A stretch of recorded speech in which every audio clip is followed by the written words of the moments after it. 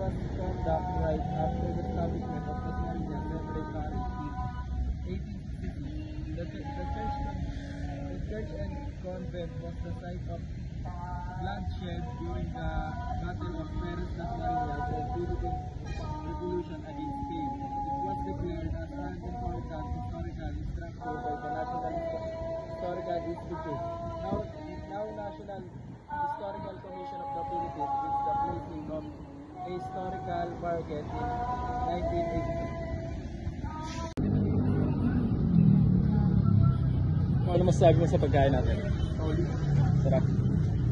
Ano lang sila ngayon? Bali 3 pesos, tapos ito 5 pesos.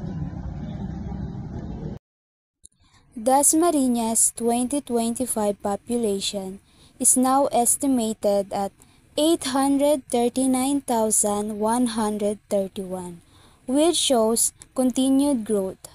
It is the largest city both in terms of area and population in Cavite, and the wealthiest local government unit in the province.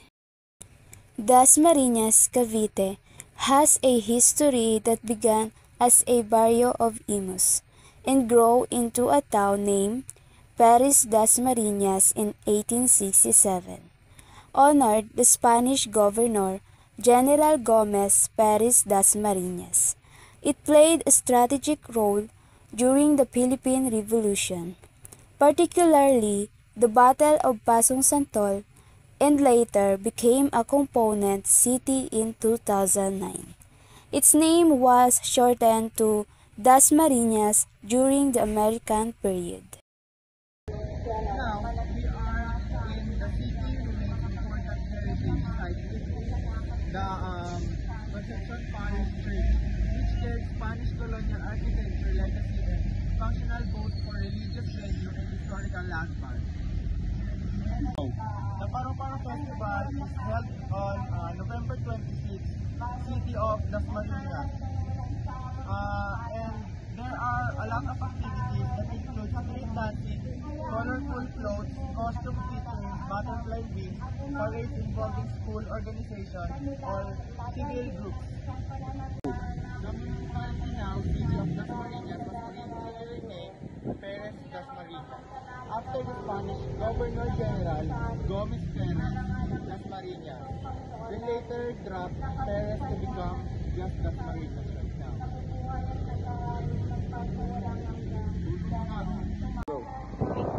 Dasmariñas, the belief and traditions, the religious belief and Catholic faith is strong in this area. Even as the church festival feast, they procession, for example, the Immaculate Conception, is patronized of the city and her feast is celebrated. There is also blend of order community tradition in here. Here in Dasmariñas, we have a tradition of Thanksgiving, harvest, community parades like the Paro-Paro Festival or Butterfly Festival, which acknowledge of change, growth, and uplift of the city. Dasmariñas, Cavite is a rapidly growing first-class city with a dynamic economy driven by its numerous industrial and economic zones, which attract businesses and create jobs. While the city has a significant population and strong revenue stream, it also faces challenges such as poverty, which stood at 8.78% in 2021, and the strains of rapid urbanization on its infrastructure and service. The city's economic status is bolstered by its location near Metro Manila, its diverse industrial base, and a growing real estate market supported by its many education institutions. And the main language in Dasmariñas, Cavite is Tagalog, with Filipino and English also being widely spoken. While Tagalog is the native language, other languages from across the Philippines are also present due to Dasmariñas being a melting pot of Cavite with a large and diverse population.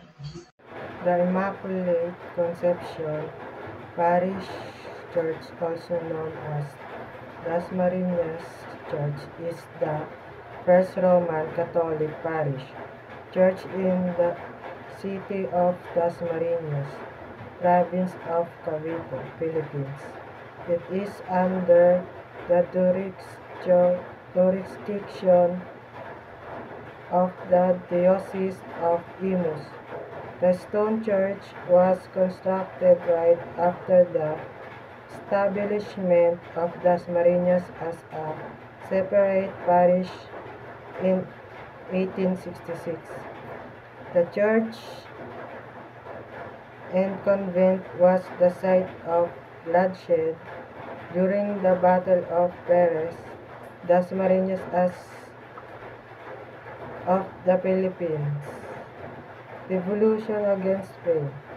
It was declared as an important historical structure by the National Historical Institute, now National Historical Commission of the Philippines, with the placing of a historical marker in 1986. The Bayan Church of Dasmariñas, officially the Immaculate Conception Parish Church, was built around 1866 to 1867. With the town to become independent from Imus during the Philippine Revolution, it's become a tragic battleground where hundreds of civilians were killed in the 1897 Battle of Perez Dasmariñas, known for its Spanish-era architecture and deep historical significance. The church stands today as a symbol of faith, resilience, and heritage for the people of Dasmariñas.